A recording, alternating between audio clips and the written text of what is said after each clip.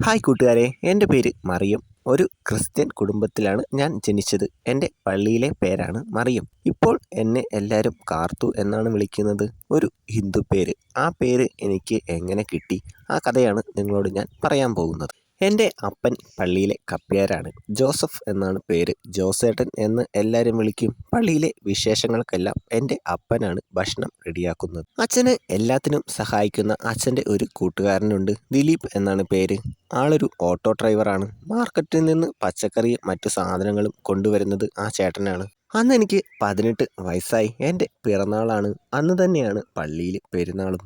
പള്ളി പെരുന്നാളിന് മുമ്പുള്ള ധ്യാനം നടക്കുകയാണ്. ധ്യാനം കഴിഞ്ഞാൽ സദ്യയുണ്ട്. അപ്പനാണ് സദ്യയുടെ എല്ലാം മേൽനോട്ടം.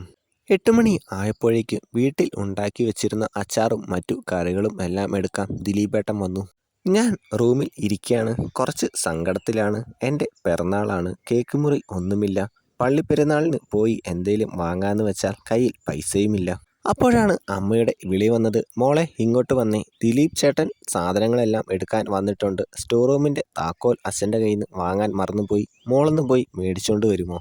എനിക്ക് നല്ല ദേഷ്യം വന്നു. ഞാൻ അമ്മയോട് ചോദിച്ചു, ആളിപ്പോൾ അച്ഛൻ്റെ അടുത്തു നിന്നല്ലേ വന്നേ? പോരാഞ്ഞതിന് ഓട്ടോയുമുണ്ട്. 1/2 കിലോമീറ്റർ ദൂരമല്ലേ ഉള്ളൂ. ഓട്ടോയുമായി പോയാൽ പെട്ടെന്ന് എടുത്തുകൊണ്ട് വരാലോ. ഞാൻ തന്നെ പോകണോ?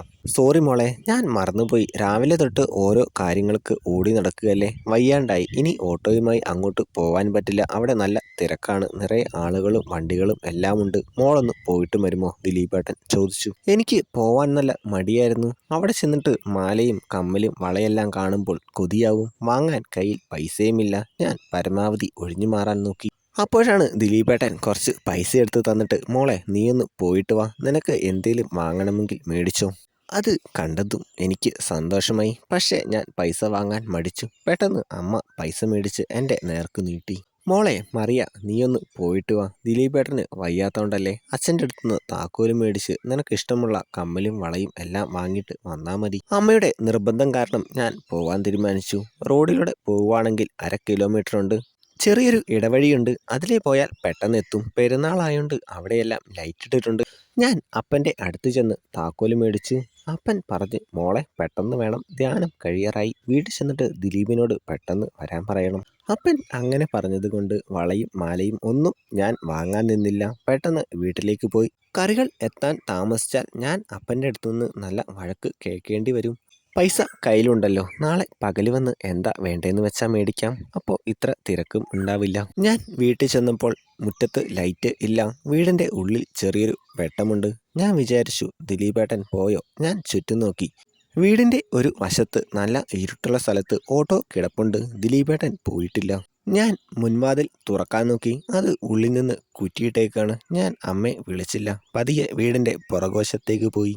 എൻ്റെ മനസ്സിൽ ചില സംശയങ്ങൾ വന്നു. ദിലീപേട്ടൻ മനഃപൂർവ്വം അച്ഛൻ്റെ അടുത്തുനിന്ന് താക്കോല് മേടിക്കാതെ പോന്നതാണോ? അച്ഛൻ്റെ അടുത്തുനിന്ന് താക്കോല് വാങ്ങിയിട്ട് വരാൻ അമ്മ എന്നെ ഒരുപാട് നിർബന്ധിച്ചു. അങ്ങനെ പല പല ചിന്തകൾ മനസ്സിലൂടെ പോയി. ഞാൻ പുറകുവശത്തെ കതകിൻ്റെ അടുത്തെത്തി. പതിയെ ഒന്ന് തള്ളി നോക്കി. അത് കുറ്റിയിട്ടിട്ടില്ലായിരുന്നു. ഞാൻ പതിയെ അകത്തേക്ക് കയറി. അമ്മയുടെ റൂമിൽ വെട്ടമുണ്ട്. ഞാൻ ഒരു പൂച്ചയെപ്പോലെ പതുങ്ങി പതുങ്ങി അവിടേക്ക് നടന്നു. കതക് ചേർത്ത് അടച്ചിട്ടില്ല. ഞാൻ പതിയെ വിടവിലൂടെ ഉള്ളിലേക്ക് നോക്കി. വരാൽ കുളത്തിലേക്ക് ഇറങ്ങുന്നു. അമ്മയുടെ വേറൊരു മുഖം ഞാൻ കണ്ടു. ഞാൻ അവിടെ തന്നെ കുറെ നേരം നിന്നു. സമയങ്ങൾ കടന്നുപോയി. പെട്ടെന്നാണ് പുറത്ത് വാതിലിൽ ആരോ മുട്ടി വിളിക്കുന്ന സൗണ്ട് കേട്ടത്. അച്ഛനാണ്. പള്ളിയിൽ കറിയെത്താൻ താമസിച്ചതുകൊണ്ട് അച്ഛൻ വീട്ടിലേക്ക് വന്നതാണ്. അച്ഛൻ്റെ വിളി കേട്ട് എല്ലാവരും ഞെട്ടി. അമ്മ പുറത്തേക്ക് വന്നു. അപ്പോഴാണ് അമ്മ എന്നെ കാണുന്നത്. അമ്മയ്ക്ക് എന്തു ചെയ്യണമെന്ന് അറിയില്ലായിരുന്നു. പെട്ടെന്ന് അമ്മ എൻ്റെ കൈ പിടിച്ച് മുറിയിലേക്ക് കയറ്റി. എന്നിട്ട് അമ്മ പുറത്തിറങ്ങി കതക് പുറത്തുനിന്ന് കുറ്റിയിട്ടു. ഇപ്പോൾ അമ്മ മാത്രമാണ് പുറത്തുള്ളത്. അമ്മ കതക് തുറന്നു കൊടുത്തു. അപ്പനും 2-3 പള്ളിക്കാരും ഉള്ളിലേക്ക് വന്നു. ദിലീപ് എവിടെ? അവൻ ഇതുവരെ പള്ളിയിൽ വന്നില്ലല്ലോ. അവർ മുറിയിലുണ്ട്. നിങ്ങൾ ഒച്ചയുണ്ടാക്കരുത്. നീ കാവൽ നിൽക്കുകയായിരുന്നോ? അച്ഛൻ അമ്മയോട് ദേഷ്യപ്പെട്ടു. അയ്യോ അല്ല, ഞാൻ നിങ്ങളെ വിളിക്കാൻ തുടങ്ങുകയായിരുന്നു. അമ്മ എല്ലാം നേരെ തിരിച്ചു പറഞ്ഞു. അപ്പൻ ഡോർ തുറന്ന് ഉള്ളിലേക്ക് കയറി വന്നു. ദിലീപിനെ വലിച്ച് പുറത്തേക്ക് കൊണ്ടുപോയി. എൻ്റെ കൂടെ നിന്ന് സ്നേഹം കാണിച്ചത് ഇതിനായിരുന്നോടാ? ജോസേട്ടാ, ഇനി ഒന്നും ചെയ്തിട്ട് കാര്യമില്ല. അടുത്ത വഴിയെന്താന്ന് ആലോചിക്ക്. കൂട്ടത്തിൽ ഉണ്ടായിരുന്ന ഒരാൾ പറഞ്ഞു. ഇനി എന്ത് ചെയ്യാനാണ്? ജാതി മതവും ഒന്നും നോക്കണ്ട. അവളെ അവൻ്റെ കൂടെ വിട്. ഇനി എന്ത് നോക്കാനാണ്?